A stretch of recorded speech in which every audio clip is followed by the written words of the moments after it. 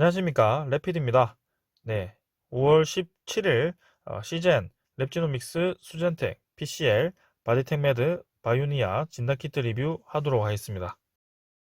먼저 증시부터 보겠습니다. 코스피, 코스닥 둘 다 하락하였습니다. 0.6%, 0.4%씩 하락하였고요. 오늘도 1% 이상씩 이렇게 증시가 좀 빠지는 모습이었습니다.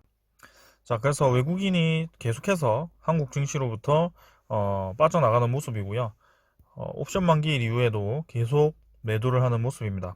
그래서 최근에 부각된 인플레이션에 대한 그런 위험을 줄기 위해서 이미 차익 실현 물량들이 좀 나오기 시작했다라고 보여지고요. 5월 17일, 수요일, 5월 20일이죠.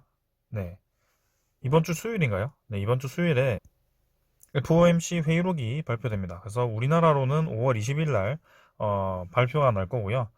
그때 이제 금리에 대한 그 흐름이 발표가 될 겁니다. 그래서 지금 미국 은행에서 금리를 바로 올릴지 조기 상승을 시킬지 시키지 않을지 조금 거기에 대해서 모두 주목을 좀 하고 있는 모습이고요. 만약에 금리를 좀 빨리 올릴 기미가 보인다고 한다면 계속해서 지금 매도 포지션을 이어갈 겁니다.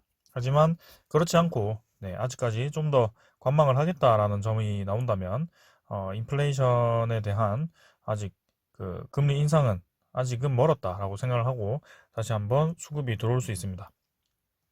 자, 일단은 계속 애매한 포지션으로 또 위치를 잡고 있고요. 지금 확실히 횡보장을 이어가고 있습니다. 그래서 인플레이션에 대한 우려가 좀 없어지고 다시 한번 이 유동성 장세가 추가로 금리 인상이 나오지 않고 추가로 진행이 된다면 추가 상승이 나올 수 있지만 이전에 계속 제가 말씀을 드리지만 이미 증시는 고점 위치에 도달을 했습니다. 어느 정도. 그래서 이 이상 뭐 10% 정도는 오를 수 있다고 생각하지만 뭐 20%, 30%는 이제는 좀 힘들지 않을까라는 생각을 해봅니다. 그래서 자, 이렇게 횡보를 좀 하다가 떨어질 수도 있고요. 하향 추세로 돌파를 했을 때는 아무래도 이 이평선들을 모두 아래로 돌파를 하고 슬슬 이제 21선과 61선이 벌어지는 형상이 나오겠죠. 그때쯤이면 그냥 증시를 다 매도를 하시고 지켜보는 것도 좋을 것 같습니다. 자, 그래서 아직까지는 애매한 구간이니까 계속 지켜볼 거고요. 또 기분 나쁘게 월봉이 음봉으로 전환을 했습니다. 고점에서 월봉이 음봉으로 된다면 별로 좋지 않은 신호입니다. 일단 코스닥은 4포인트 내렸고요. 마찬가지로 애매한 위치에서 횡보를 좀 하고 있는 모습. 사실은 코스닥은 이미 고점 돌파를 한번 한 뒤에 좀 떨어지긴 했습니다만 여전히 이렇게 크게 왔다 갔다 워낙 크게 움직이다 보니까 이렇게 움직이는 것 같습니다. 마찬가지로 외국인이 얘는 잠깐 샀다가 다시 매도가 나왔고요. 그래서 외국인 매물로 인해서 주로 증시가 최근에 하락하는 모습입니다. 자, 지금 다우와 나스닥이 바로 이제 회복을 좀 강하게 하면서 또 우리나라 증시가 좋게 움직이지 않을까라는 생각을 했었는데 이렇게 또 일본 증시와 똑같이 움직였네요. 지금 선물 증시를 보면 니케이는 더 많이 내리고 있고 다우존스, 나스닥은 또 이렇게 0.5% 정도씩 0.4%씩 하락을 하고 있네요. 유럽도 마찬가지 하락을 좀 하고 있고요. 그래서 아직까지는 증시에 안정이 찾아오기에는 조금은 무리가 있어 보입니다. 자, 외환도 계속 상승해서 오늘 1% 가까이 상승했고요. 환율이 올라가게 되면 아무래도 우리나라 증시에는 좋지 않게 영향을 미치게 됩니다. 그래서 이전에 찍었던 고점까지 또 상승을 해버렸고요. 달러가 지금 가격이 올라가고 있습니다. 자, 이런 식으로 일단은 이번 주 수요일에 어떻게 그 회의록이 발표가 날지 주목을 좀 하면서 기다리는 게 좋을 것 같네요. 자, 오늘은 증시 이 정도로 보도록 하겠습니다. 오늘은 진단키트가 몇 종목 빼고는 별로 좋지 않게 진행이 좀 되었고요. 바로 그냥 보겠습니다. 시즌 그냥 보기 전에 환자 수부터 좀 보겠습니다. 환자 수가 뭐 여전히 많이 늘어나고 있고요. 진단키트 이 수요에는 계속 줄지 않고 그대로 유지를 하고 있다. 그래서 지금 인도발 변이 바이러스가 서서히 이제 영국에서도 퍼지기 시작했고요. 이쪽 인도는 아직 진압이 되지 않았고 지금 영국 변이 바이러스가 원래 기존 대비 50% 이상이 변이 감염률이 높다고 했고요. 거기에 영국 바이러스보다 인도 변이 바이러스가 또 50% 이상 감염률이 높다고 합니다. 그래서 1.5, 1.5 하면 거의 2배 이상을 기존 바이러스보다 감염률이 높기 때문에 그만큼 무서운 바이러스다. 지금 인도 변이 바이러스가 이 코로나19와 이 경기 회복에 변곡점에 큰 역할을 할 것 같고요. 이게 잘못하면 다시 경기 회복이 되지 않고 바로 또 다시 침체로 들어설 수 있는 그런 중요한 기로가 오고 있습니다.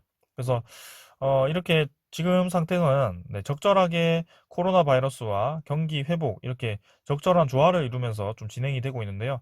어느 정도 이제 코로나가 컨트롤이 되니까 그렇게 가능한 건데 그렇다고 해서 컨트롤이 된다고 해서 완전히 진압이 가능한 것은 아닙니다. 그래서 거기에 대해서 계속 생각을 하시고 진단키트 수요는 앞으로도 계속 네, 어, 늘어날지는 모르겠습니다. 지금 계속 판매가 엄청나게 많이 되고 있기 때문에 지금 정도는 계속 유지를 할 거다. 그래서 이전에 고점을 찍었을 때 그 정도까지는 한번 가야 되지 않겠나라는 생각을 해보는 거죠.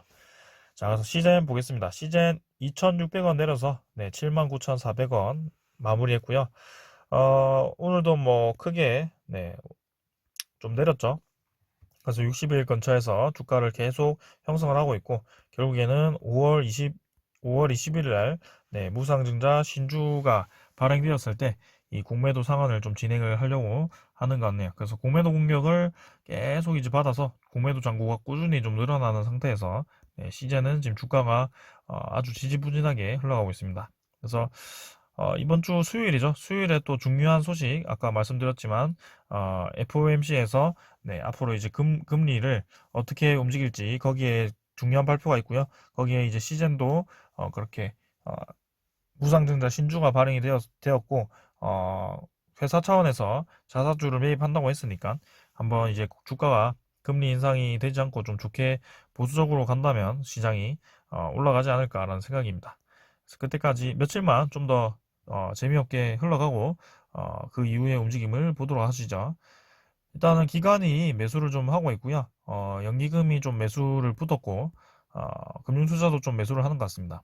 근데 이제 외국인이 계속 이제 매도를 좀 하면서 외국인이 이 공매도를 많이 치는 것이 아닌가라는 생각이고요.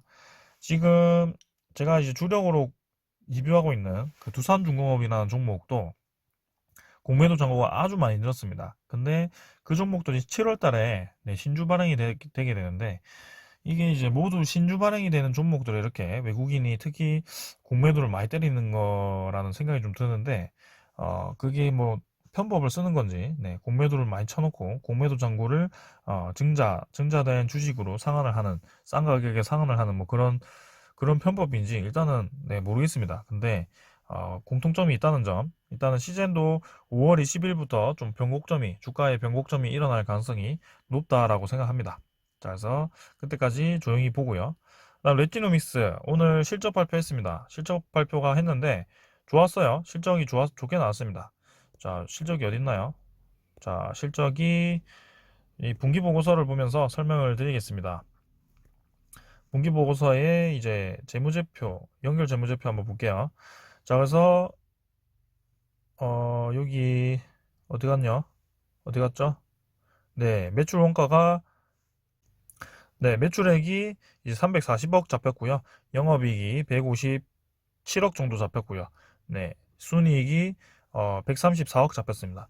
상당히 좋죠?